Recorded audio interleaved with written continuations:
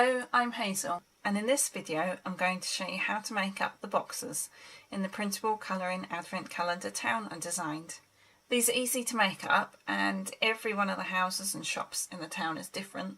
The houses in the town are bigger than the ones in the Advent Calendar village, and that means you've got more room for sweets or bigger gifts. And as well as using it as an Advent calendar, you could also make them up and use as gift boxes. Or if you cut out the little windows, you could put a LED light inside, and I think they'd look pretty just as a decoration for Christmas. So first of all, you'll need to head over to my Etsy shop, HFC Supplies, and purchase the Advent Calendar Town there. It's an instant download, so as soon as your payment clears, you'll be able to download and print the files. The sheets come as 24 JPEG files, and there's one sheet for each one of the houses. So once you've downloaded the files, you'll need to print them.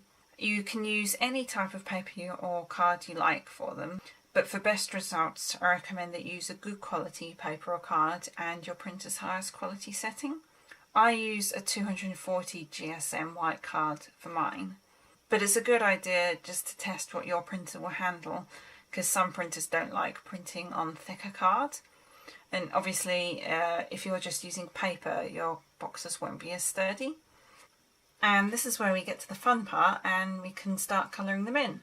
You can really make them your own and colour them in as bright or traditional colours or whatever you want. I coloured mine with a combination of watercolour pencils, coloured pencils and some felt tip pens. You can use whatever medium you like. I would just say that do a test piece though if you're going to be using watercolours or watercolour pencils, because different printers use different types of ink and you might find that the lines will run if the ink from your printer isn't waterproof. I won't show you a video of me colouring the whole thing in, but I thought you might like to see a fun way I found of doing the fairy lights on the houses. So I start off by using these Derwent Inktense pencils. They're watercolour but nice and vibrant.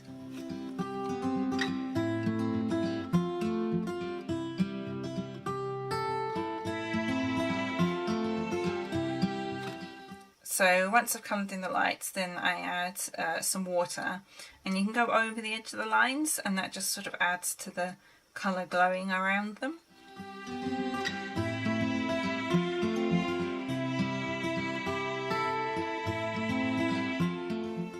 And then when that's dry, I use some felt tip pen just to make them a bit more vibrant.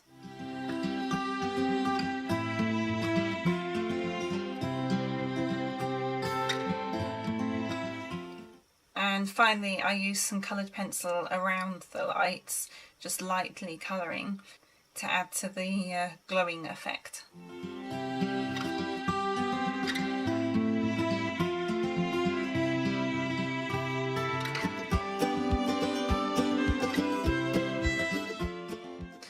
So once you've finished colouring in the houses, the next step is to cut them out.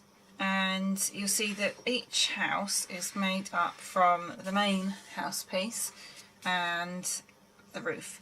So you just need to cut around the solid lines around the edge of each piece.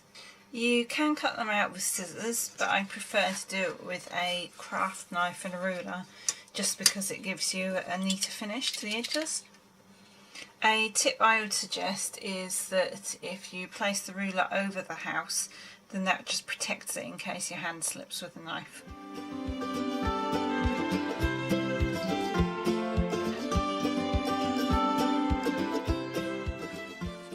So then when you finish cutting out your house, you'll have two pieces like this.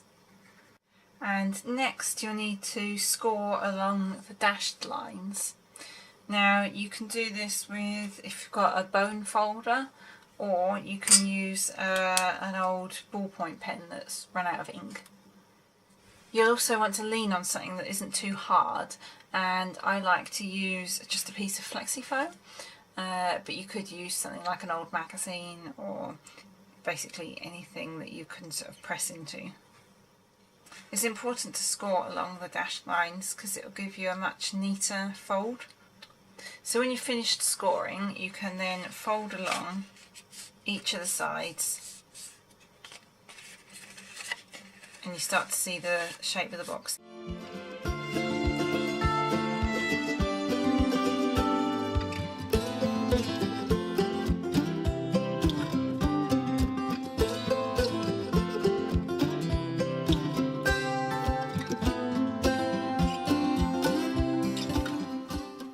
There are 3 different styles of house to make up for the town, and they are made up just very slightly differently in the arrangement of the tabs.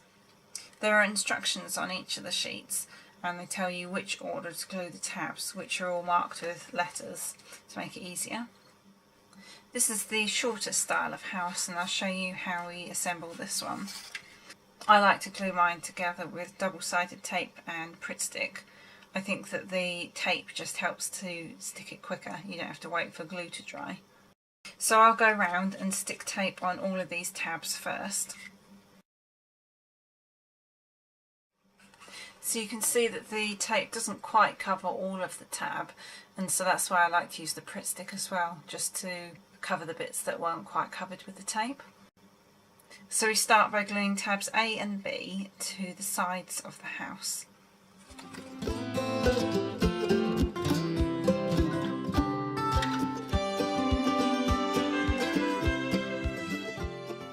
Next we'll glue tabs C and D.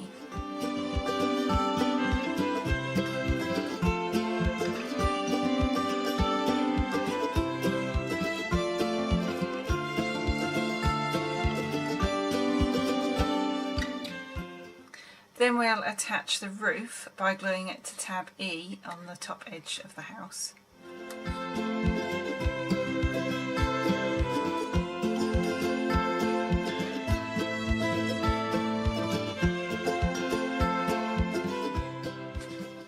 And finally, we'll glue tabs F and G to the sides of the roof.